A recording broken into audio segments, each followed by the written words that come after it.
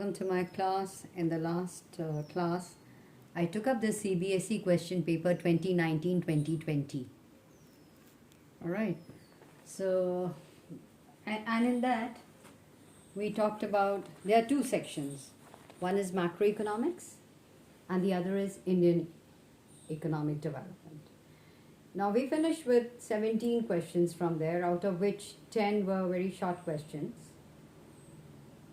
and 2 were 3 marks questions, 4 were 4 marks questions, and then we had 6 marks, 2 of 6 marks. So that comes up to 40 marks. And now we are going to do the Indian economic development. In the same manner, we have 10 short questions. All right, so I'm going to discuss all these answers with you guys. Now, this is the question paper that I have. Just have a look. So here is a question, section B, and from 18 to 17. Like for example, let me just tell you, from 18 to 17, we have what is known as a very short answer questions. Section B is the Indian economic development. So from 18 to 27, we have very short questions. And from 28 onwards, 28, 29, 2 of 3 marks questions. Then we have 4 of 4 marks questions, 30, 31, 32. And then we have 33 and 34 are 6 marks questions. Alright, so this is how we do. So let's take up the first. तो हम आपको बताएंगे कि भाई जो short answer questions होते हैं ना, उसमें आपका हो जाएगा फिल अप द ब्लैंक्स आ जाएंगे, फिर आपका आ जाएगा चूज़ द करेक्ट ऑल्टरनेटिव में आ जाएगा, ठीक है, या फिर एक स्टेटमेंट में आपको करना है, या ट्रू एंड फॉल्स आ जाएगा. ओके, मल्टीपल चॉइस क्वेश्चंस तो बता ही दिए, और कभी कभी ऑल्टरनेटिव्स दिए होंगे, you have to choose the correct alternative. तो यही सब है. तो लेट्स जस्ट बिगिन. तो ये वाले क्वेश्चंस हैं, just have a look. So section B, Indian economic development, और इसमें पहला क्वेश्चन है, क्या लिखता है कि policy for import substitution was targeted to protect dash industries. तो कौन से इंडस्ट्रीज़ को प्रोटेक्ट करा था, ये देखना है, ठीक है. तो I have filled it up as domestic industries. लेकिन उससे पहले जब भी देखो, आपने पूरी साल पढ़ाई की है, so you have to know everything should be in your mind. Now import substitution का मतलब क्या होता है कि आप वो गुड्स सब्सटीट्यूट करके घर पे बनाओगे, अपने डोमेस्टिक टेरिटरी में बनाओगे जो आप इंपोर्ट कर रहे थे. सो जो इंपोर्ट कर रहे हो उसको सब्सटीट्यूट करो, घर की डोमेस्टिक प्रोडक्ट्स बनाओ उसके लिए. सो डोमेस्टिक इंडस्ट्रीज, समझ में आ रहा है. So policy of import substitution was targeted to protect domestic industries, home industries. Alright, तो ये हो गया. It was a policy of protection that was followed. फिर आ जाता है आपका 19th क्वेश्चन. ये 18th क्वेश्चन था. 19th क्वेश्चन आ जाता है कि which of the following is not used as a strategy for sustainable development. ठीक है, तो सस्टेनेबल डेवलपमेंट में इन्होंने बहुत सारे ऑप्शंस दिए हैं. तो इसमें कौन सी चीज़ें जो आपकी सस्टेनेबल डेवलपमेंट में नहीं आती, ठीक है. तो पहले तो आपको दिमाग में आना चाहिए सस्टेनेबल डेवलपमेंट का मतलब क्या होता है, कि आपने इस तरह से डेवलपमेंट करनी है कि वो फ्यूचर जनरेशन के लिए भी जो चीज़ें हमारे पास, जो एनवायरनमेंट है वो सही सलामत रहे, जो हमारे यहाँ चीज़ें हैं जैसे कि रिसोर्सेज हैं वो भी रहें, ये नहीं हो कि हम डिप्लीट कर दें, ख़त्म कर दें. तो ये होता है सस्टेनेबल डेवलपमेंट. तो इसमें आप देख रहे हो ऑप्शंस दिए हुए हैं जो मैंने मार्क भी करा है. Use of biogas, use of solar power, use of hydel power. तो ये सारे क्या हैं, तो ये सारे जो हैं ये हैं आपके non conventional sources of energy हैं, जो कि रिन्यूएबल भी हैं. ठीक है। और हम क्या यूज़ करते हैं, यूज़ ऑफ थर्मल पावर जो है, it's not good for sustainable development. Thermal में we use what is known as coal. तो जब हम कोल, इंडिया बहुत सारा, we were dependent on thermal and hydro power plants तो फॉर आर पावर नीड्स, और इनके एनवायरमेंटल इम्पैक्ट तो बहुत होता है, स्पेशली थर्मल पावर प्लांट्स तो बहुत कार्बन डाइऑक्साइड रिलीज़ करती है। It is like a green house gas, और इसमें फ्लाई ऐश भी प्रोड्यूस होता है, जिससे पोल्यूशन ऑफ वाटर होता है, लैंड एनवायरनमेंट वगैरह, ठीक है। सो देन नेक्स्ट आ जाता है कि 20th क्वेश्चन है, maternal mortality rate is high in, उन्होंने दो आपको दिया हुआ है, चाइना के Pakistan. So for this is neighbours वाला जो है चैप्टर, उसमें से लेना है। So yeah, it is in Pakistan. Maternal mortality rate means the death rate of ladies who are pregnant, okay, or after a childbirth. So maternal mortality rate, which is more high in Pakistan. फिर आ गया आपका 21, state the meaning of marketed surplus. Marketed surplus का मतलब क्या होता है कि आपने जो बनाया, जो भी आपने ग्रो किया आपके फील्ड में, और उसको आपने पहले तो सस्टेनेबिलिटी के लिए आपको जितना चाहिए उतना रखा, बाकी जो सरप्लस है उसको आपने मार्केट में भेज दिया। So the portion of agricultural produce which is sold in the market by the farmers is called the marketed surplus, ठीक है। फिर नेक्स्ट क्वेश्चन आप देख रहे हो, ये है ओके, या इसमें एक और भी है, चलो वो भी देख लेते हैं। और state the meaning of subsidy, ठीक है। सब्सिडी भी आपको पूछा गया है कि what is a subsidy, meaning of subsidy क्या होता है।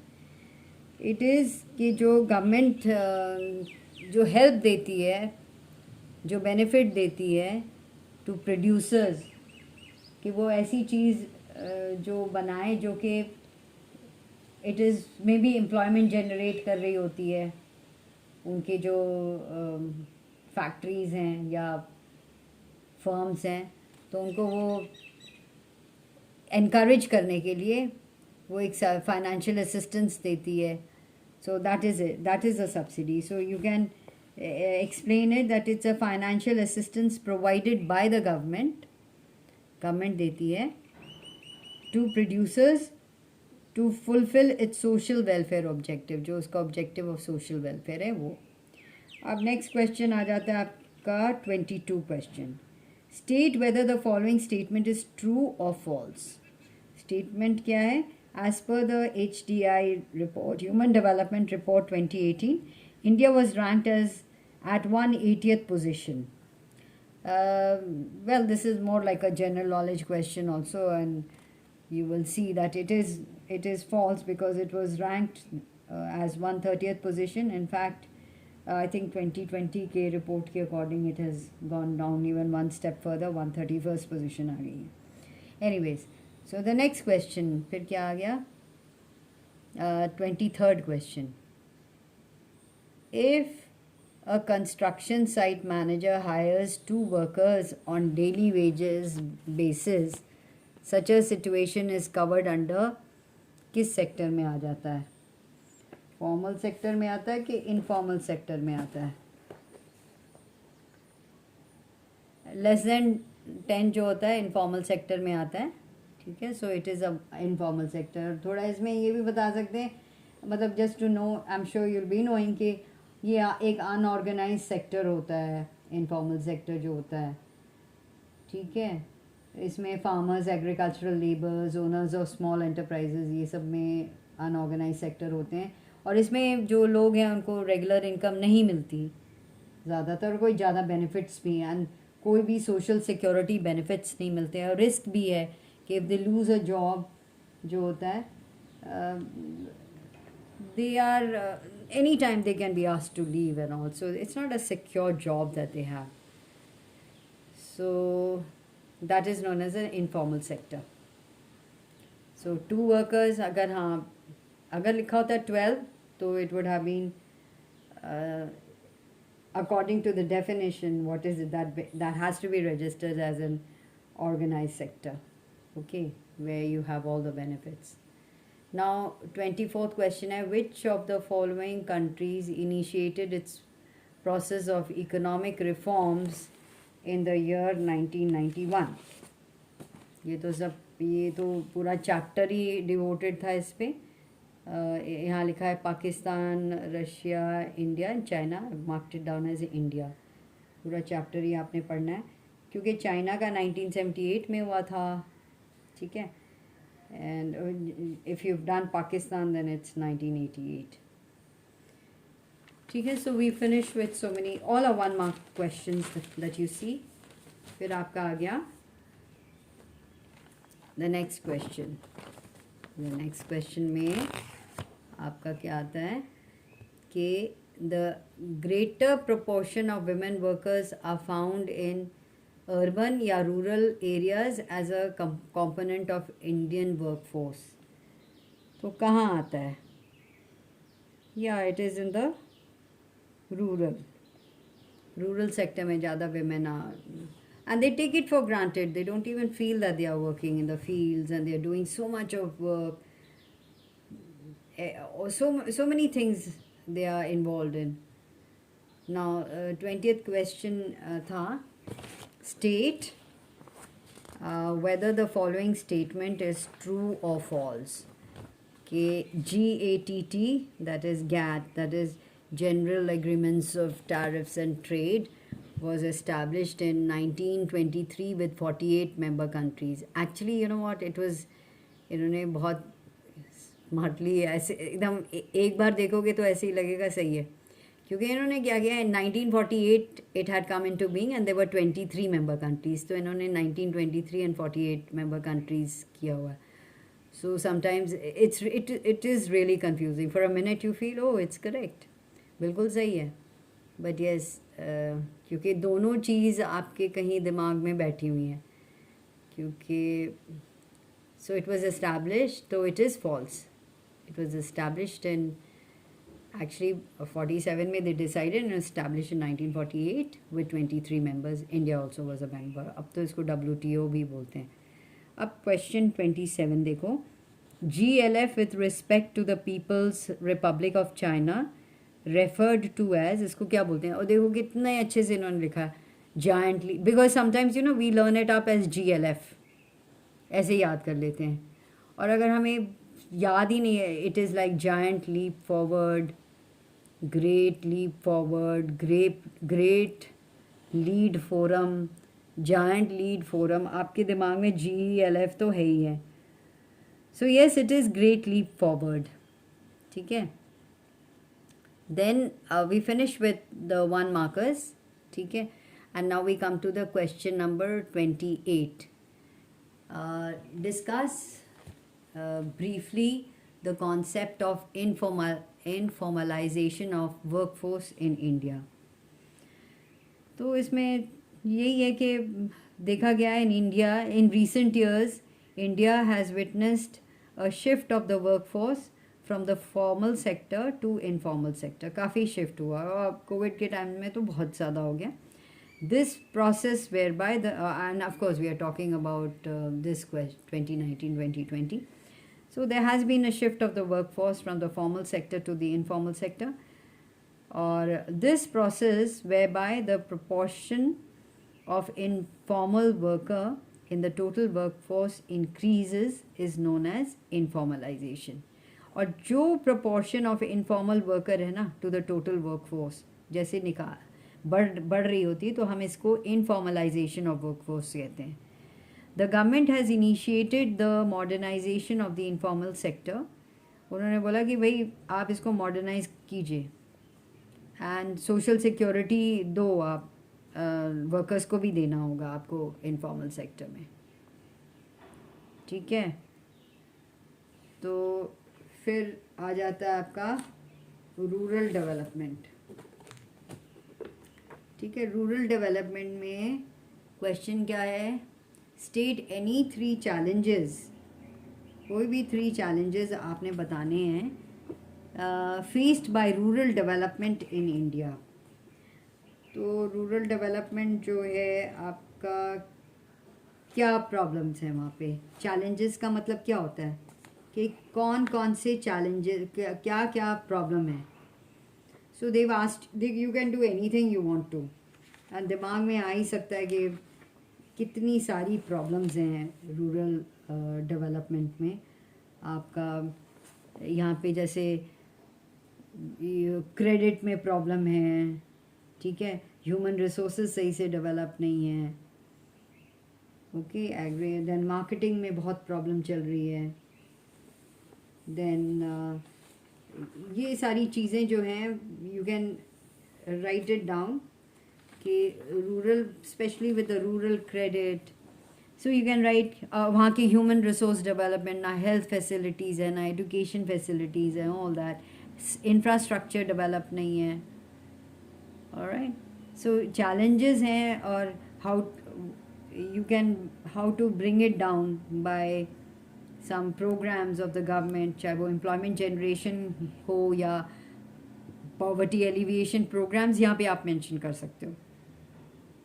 So 3 challenges you can talk about is वहाँ का human resource has to be, that is development of human resource, development of infrastructure। infrastructure में क्या होता है? What is infrastructure? It can be your the economic infrastructure, energy resources, you can talk about sanitation, health, all of that, roads, and वो सारी कच्चा roads हैं, lighting नहीं है, स्ट्रीट लाइटिंग नहीं है, it's so difficult to be, मतलब night time means finish, halt. जैसे आप सिटीज़ में आते हो, रात को भी ऐसे आदमी निकल जाता है क्योंकि ऐसे लगता ही नहीं है कि अंधेरा है एंड ऑल दैट। तो वहाँ पे तो it is, the infrastructure has to be develop, wells and all of that. तो you can write anything in this, in fact you can think, and it's a question that one can put under एक आधा point लिख के, उसको 3 points लिखना, 3 explain करोगे, 1+1+1 हो जाएगा, आपको 3 मार्क्स मिल जाएंगे। अब ये बहुत इंटरेस्टिंग क्वेश्चन है। Compare and analyse the given data of India and China with valid reasons. अब जैसे इन्होंने लिखा हुआ है, ये वाले बोर्ड यहाँ पे I have shown you in this that you have to, ये दिया हुआ है country India and China, then annual growth rate of population 2050 and gender ratio per 1000 males, ये बताया हुआ है। इंडिया का ये है, annual growth rate of population is 1.2% and gender ratio per 1000 males is 929, that means 929 per 1000 males, and in China it is 0.5% annual growth rate of population है, and gender ratio to 941 है, and the sources world development indicators। so important thing जब आप ये कर रहे हो ना, आपके दिमाग में आना चाहिए the पूरा जो आपने लेसन पढ़ा था उसमें, and believe me we have studied so much, उसमें इतना सारा पढ़ा होता है, बट आपको यही टेबल से आपको एक्सप्लेन करना है। आप शुरू करोगे कि भाई देखो, हमने देखा कि annual growth rate, the given data shows that China could bring down its annual population growth rate with the implementation of some measures such as the one child norm, a one child norm they had written about. Okay, this step, especially of the one child norm,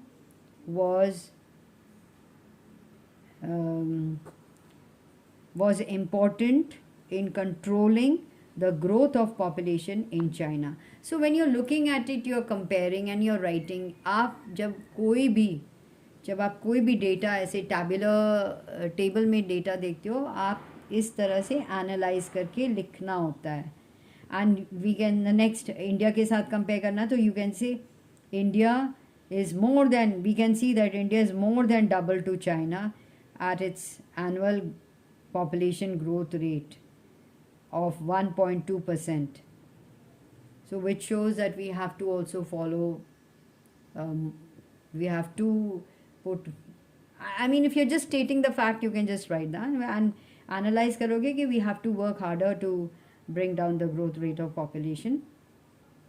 and अब इसका second part है sex ratio पर 1000 males, जो the gender ratio as it's shown. तो the social both the countries are more or less regarding its gender ratio. Now the sex ratio is low and biased in both the countries. क्यों? क्योंकि both countries prefer the male child. So that's what you've analyzed. दोनों का 900 and above. It's, I mean, nowhere near 1000, so it's not a good thing. But China is still better. It has 941 females per 1000 males, whereas in India we have 929 females per 1000 males. So you just have, in this you don't have to write much, just express what is there. जो table में है उसको express करना, और एक आधा factor अगर आपको याद है, right it down, but don't worry. Even if you just state it, what ever you studied, you will get your marks. और हम यहाँ सिर्फ ये बताना चाह रहे हैं कि आपने पूरे के पूरे मार्क्स लेने हैं, किस तरह से पास होना है, अच्छे से पास होना है बस. अब इसमें ना 4 मार्क्स का हो जाता है. सो अगर 2+2 कर लो, annual growth rate of population जब आपने कंपेयर किया 2 मार्क्स उसके लिए मिल गए, और जो आपने जेंडर रेशियो कंपेयर किया तो 2 मार्क्स उसके लिए मिल गए.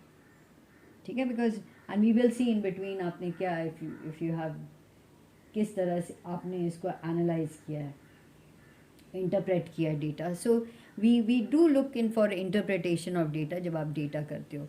Let's come to question number 30. Discuss briefly any 2 steps taken by the Government of India on financial sector front under the economic reform of 1991.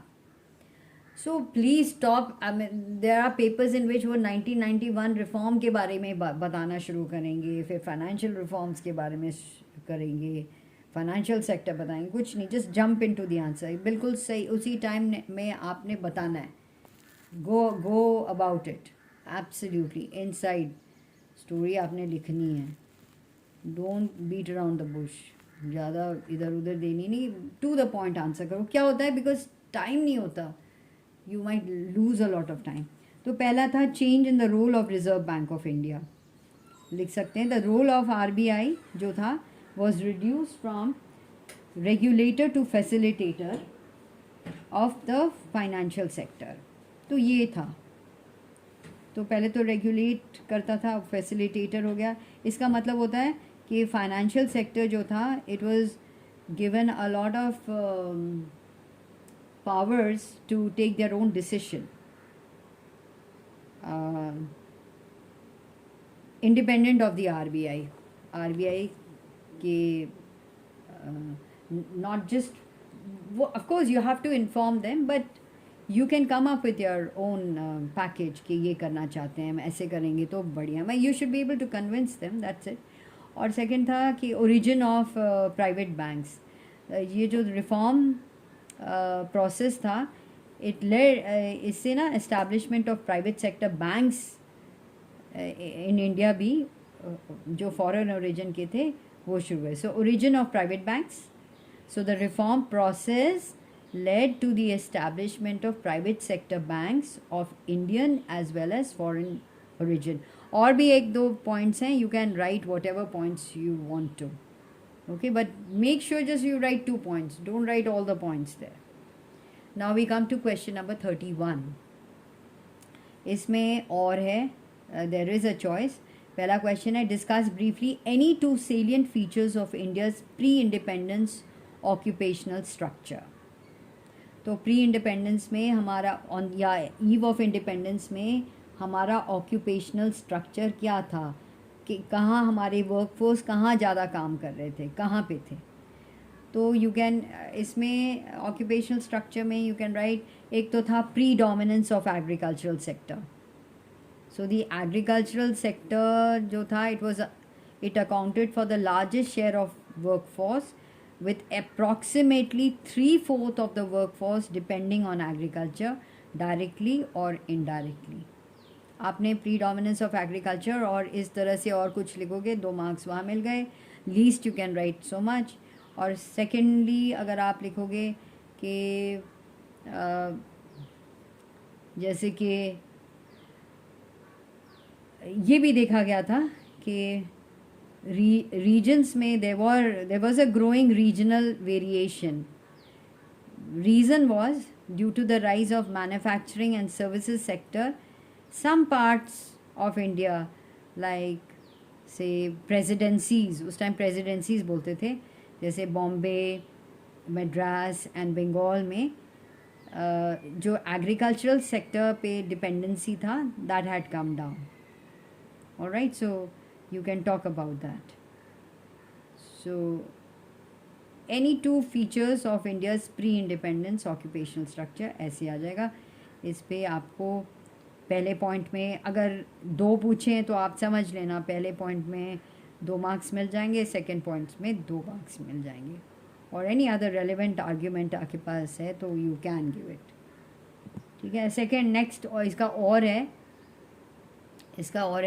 discuss briefly the rationale behind equity with growth as planning objective for Indian economy.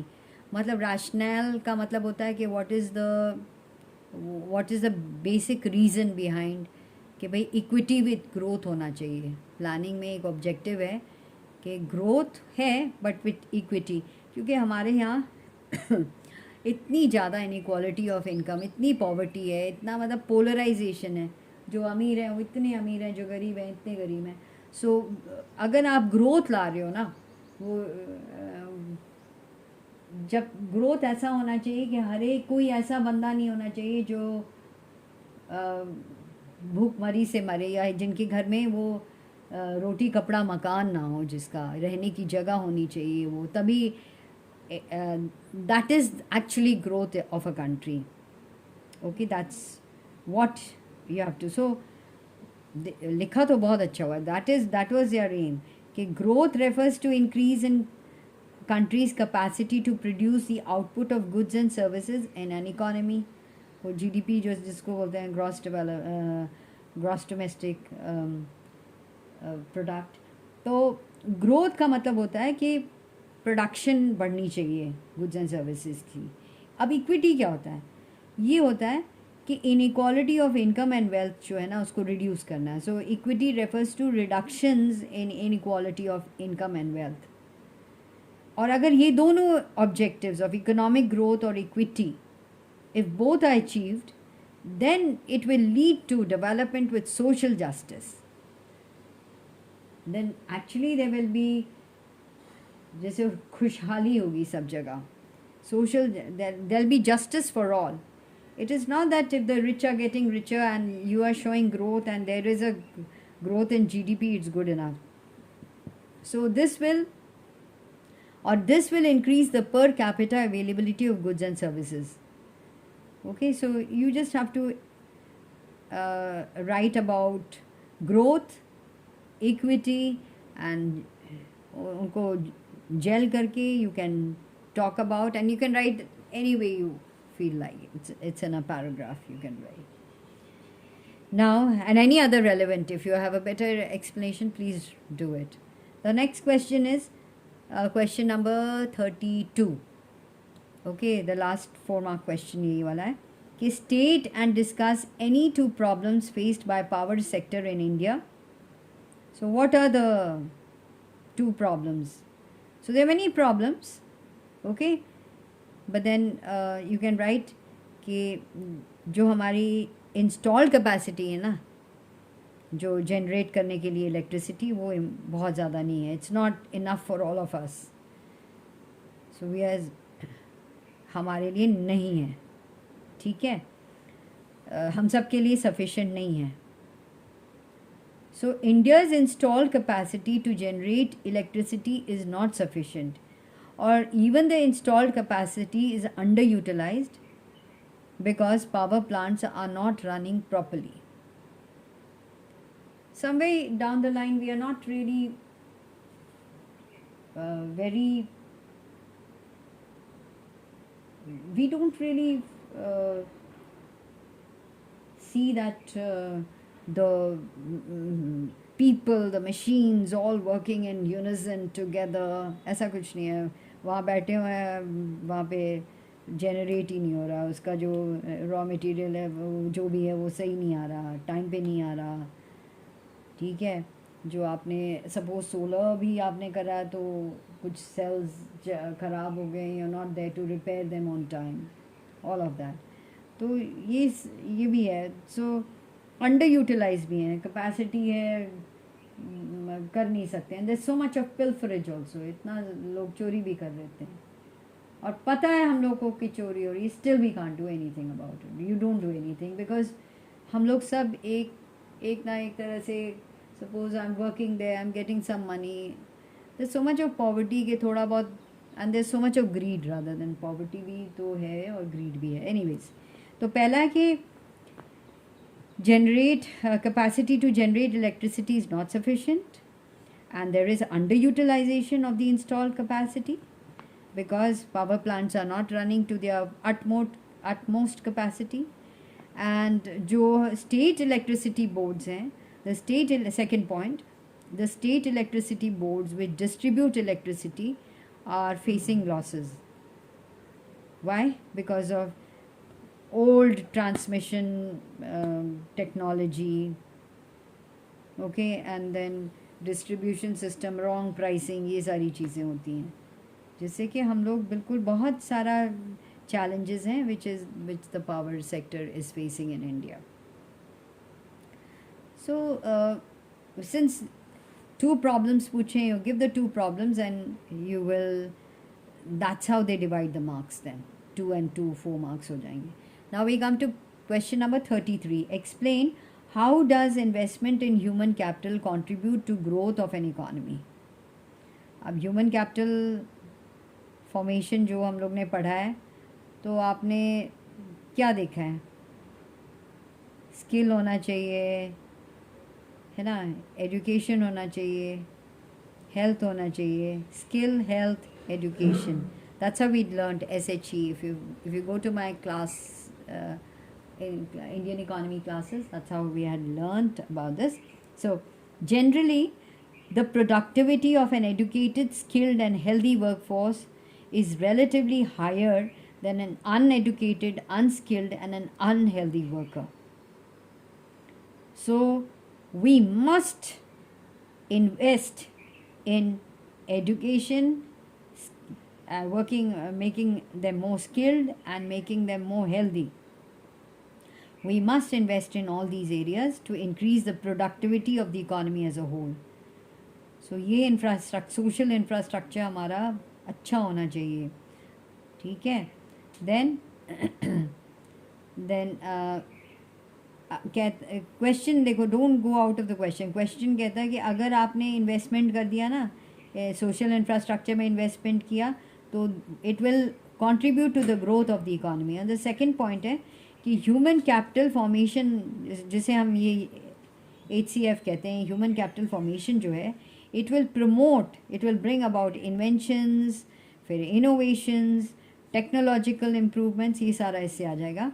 And this will create the ability to adopt new technologies which will increase the production and productivity in the economy.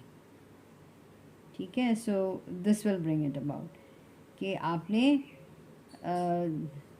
ability, ये जो हम new technologies जो हैं, if you're good, so for example just take the health, for example just take the health infrastructure. अगर hospitals में there are a lot of computers, there are machines which work on them and the operations can be done with putting a buttonhole, एक छोटा सा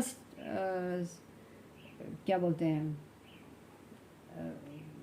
चीरा देके आपने अंदर वो वायर डाल के उसमें कैमरा होता है and you can see and you can do it and all of that. या फिर आपने लेज़र बीम से कुछ करना है. If the doctor doesn't know about the modern technique, क्या करेगा? होएगा ही नहीं, तो डेवलपमेंट कहाँ होगी? तो ये सारी चीज़ें आपने देखनी है. तो इससे production and productivity in the economy बढ़ेगी। और इसका बी पार्ट था कि state the meaning of agricultural marketing.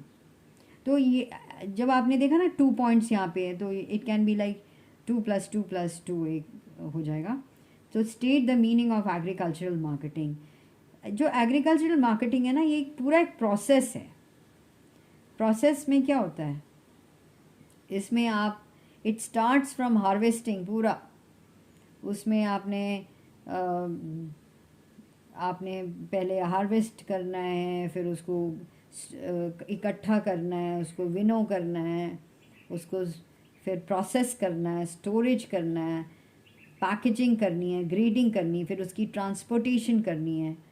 Okay, so it's a process that involves the harvesting. From harvesting, then you take it to processing, then you grade them, then you distribute them, then you package them, then you store them, assemble them, transport and distribution. With the transportation, you distribute them to the different agricultural commodities across the country. तो ये हो गया आपका 2 marks का जो question है। फिर आ गया आपका 34 में भी आपको यहाँ पे भी आपका और है, there is a choice. 33 wasn't a choice, 33 was along 2 parts, question A and B. Now we come to question 34. Critically examine the results of poverty alleviation programs implemented in India since independence. तो इसको हम paps भी बोलते हैं, poverty alleviation programme. तो इसका एक आपको क्रिटिकल अप्रिसिएशन देना होगा। तो इसमें इवन इफ़ यू मेंशन थोड़ा बहुत, जैसे सबसे इम्पोर्टेंट है Mahatma Gandhi national rural employment guarantee act, MNREGA, which was बहुत सारे दूसरे वाले जो थे, क्या कहते हैं, पॉवर्टी एलिविएशन प्रोग्राम्स, उसमें मिक्स करके कर दिया। फिर 20 पॉइंट प्रोग्राम्स थे, फिर minimum needs programme, development of small and cottage industries, prime minister's Rozgar Yojana, स्वर्ण जयंती शहरी रोज़गार योजना, जयप्रकाश रोज़गार गारंटी योजना, या संपूर्ण ग्रामीण रोज़गार योजना, national rural livelihood mission RLM, NRLM, या फिर स्वर्ण जयंती ग्राम स्वरोजगार योजना। तो यू कैन मेंशन देम, थोड़ा थोड़ा मेंशन करके, then you can talk about it कि जब क्रिटिकल असेसमेंट जब आप लिख रहे हो, तो ये तो बिल्कुल सही बात है कि इससे जो पॉवर्टी एलिविएशन प्रोग्राम्स थे कि परसेंटेज ऑफ पॉपुलेशन जो है बिलो पॉवर्टी लाइन जो थी वो कम हो गई, एंड वेज रेट भी थोड़ा बढ़ गया है। लेकिन still desired results have not been delivered because implementation में कहीं ना कहीं प्रॉब्लम आती है। So you can write they are designated programmes to target reduction in or to remove poverty in India. So this is, over the years India has adopted poverty alleviation programs. So as a result, percentage of absolute poor in some states have fallen. However, we find problem of malnourishment, hunger, illiteracy is still there. The reasons are, one is that because of unequal distribution of land and other assets, benefits from such programs have been taken up by the people who are non-poor. The very poor have really not got the benefit out of it. Then जो government officials हैं, the government officials responsible for implementing these programs are ill motivated and inadequately trained. So they can't see the you coming before me. So sometimes they have not been able to really deliver. ठीक है. फिर credit facilities time पे नहीं मिलने से भी problem होती हैं. देन power villages में there are power groups who exercise control over delivery mechanism of poverty alleviation programs. So with that also um, that you can mention that also. And then one line you can conclude and say that it is a great step and it needs proper implementation. That means actually it has been found that only if the money or the government that is spending so much, it goes to the poorest of the poor, will these poverty alleviation programs become a success. All right, so there's another question as Ujjwala Yojana has been a game changer for rural India. State any 3 conventional fuels being targeted under the Ujjwala Yojana. Ujjwal Yojana के बारे में तो इसमें है the conventional sources of energy जो है they cause environmental pollution. इसलिए that's why government has introduced the Ujjwal Yojana and इससे it will be a game changer for rural India. And उन्होंने free LPG cylinders भी because that is a better cleaner fuel to rural households भी दिलवाए हैं. और the 3 conventional fuels targeted जो target किए गए थे उज्ज्वल योजना में that was agricultural waste and dried dung जो काउ डंग बोलते हैं, फायरवुड और कोल. ठीक है, सो ये हो गया आपका. सो और फिर इसका बी पार्ट था कि economist believe that India should spend at least 6% of its GDP on education for achieving desired results. So justify this answer. तो इसमें है you can write कि of course this statement is true, it is appropriate as it was recommended by the Education Commission of 1964 saying that government is spending 4%. इसमें तो 4% दे रहे हैं which is very less. Education commission ने बताया था कि 4% क्या कभी कभी 2% भी दिया हुआ है. So and we know that education जो है is an important component of human capital formation. So because it helps in increasing the availability of skilled and educated labor force in the country. And if we have a skilled and educated labor force, it will result in greater production and economic growth.